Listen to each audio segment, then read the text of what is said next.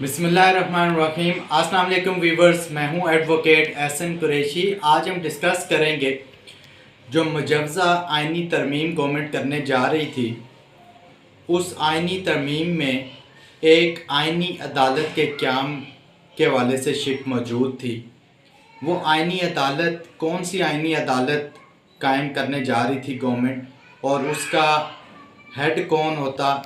اس کے جج کون ہوتے، ان کی ریٹائرمنٹ ایج کیا ہوتی، ان کا کرائٹیریا کیا ہوتا اور اس کے اختیارات کیا ہوتے، اس کے اوپر آج ہم ڈسکس کریں گے۔ اور یہ بھی ڈسکس کریں گے کہ کیا اس کی حیثیت سپریم کورٹ سے بالاتر ہوتی، اس کی حیثیت زیادہ ہوتی، یا سپریم کورٹ آف پاکستان کی حیثیت زیادہ ہوگی اگر یہ آئینی عدالت کا قیام عمل میں لایا جاتا ہے۔ تو پھر کس عدالت کی پاور زیادہ ہوگی؟ سپریم کورٹ جو موجودہ سپریم کورٹ ہے اس کی ہوگی، یا اس آئینی عدالت کی پاور اختیارات زیادہ ہوں گے، یا سب سے سادہ الفاظ میں یوں کہیں کہ طاقتور عدالت کون سی ہوگی؟ اس کے اوپر آج ہم ڈسکس کریں گے۔ اس سے پہلے کہ میں اپنی ویڈیو کا باقاعدہ آغاز کروں، آپ سے گزارش ہے اگر آپ میرے چینل پر نئے ہیں تو اس چینل کو سبسکرائب کر لیں اور اس ویڈیو کو بھی زیادہ سے زیادہ لوگوں تک شیئر کریں تاکہ یہ معلوماتی ویڈیو زیادہ سے زیادہ لوگوں تک پہنچائی جا سکے۔ کل ہم نے ایک ویڈیو ریکارڈ کی تھی جس میں ہم نے ایک سرسری جائزہ لیا تھا آئینی جو پروپوزڈ کانسٹیٹیوشنل امینڈمنٹ گورنمنٹ لا رہی تھی، اس کے جو مجوزہ جو مسودہ تھا اس کے اوپر ہم نے ڈسکس کیا، اور اس کے حوالے سے میں نے یہ بھی ڈسکس کیا تھا کہ اس وقت گورنمنٹ کو نیشنل اسمبلی میں 2/3 میجارٹی یعنی کہ 224 اراکین کی حمایت حاصل ہونا ضروری ہے، جبکہ گورنمنٹ کے پاس ٹوٹل 212 اراکین ہیں، اور سینٹ میں 64 سینیٹرز کا ہونا ضروری تھا۔ 2/3 میجارٹی ان کے پاس ہونا ضروری تھی گورنمنٹ کے پاس، جبکہ سینٹ میں ان کی تعداد، ان کے پاس جو سینیٹرز تھے وہ 54 سینیٹرز ان کے پاس تھے۔ اور ہم نے یہ بھی ڈسکس کیا تھا کہ موجودہ صورتحال میں اگر مولانا فضل الرحمان صاحب کی پارٹی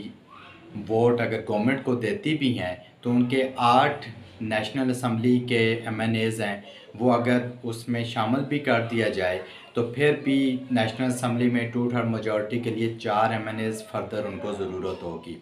اور جو کہ پھر بھی ان کے نمبر گیم پوری نہیں ہو سکتی۔ اور اسی طرح سینٹ میں بھی ان کو اگر مولانا صاحب کے سینیٹرز کو شامل بھی کیا جائے تو وہ 4 جو ہیں وہاں بھی کم پڑ رہے تھے نمبرز ان کے، تو بظاہر یہی لگ رہا تھا کہ وہ نمبر گیم پوری نہیں ہوگی، اور اسی وجہ سے یہی وجہ ہے کہ آج وہ بات کھل کے سامنے آ گئی کہ نمبر گیم پوری نہ ہونے کی وجہ سے اجلاس ملتوی کر دیا گیا ہے غیر معینہ مدت کے لیے، اور یہ جو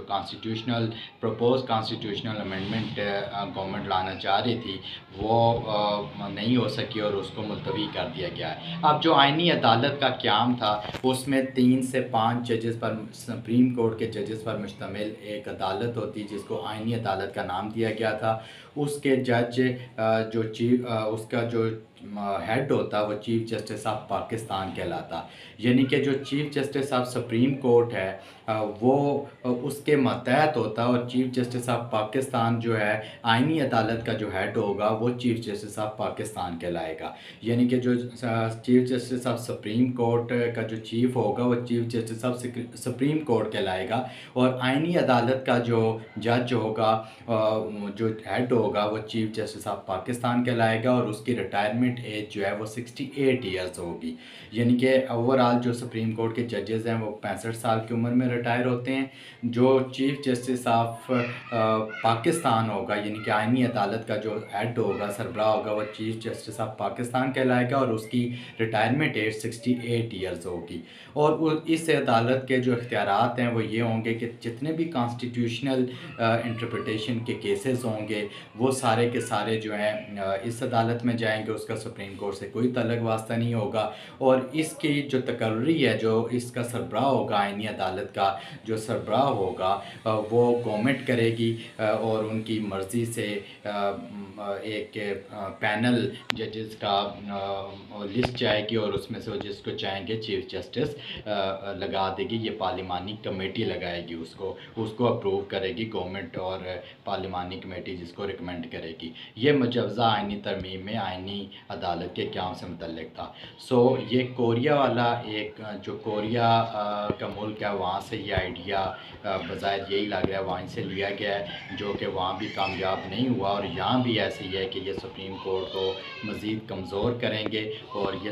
اس میں یقیناً جو جوڈیشل آفیسرز ہیں، اس کے ساتھ ساتھ جو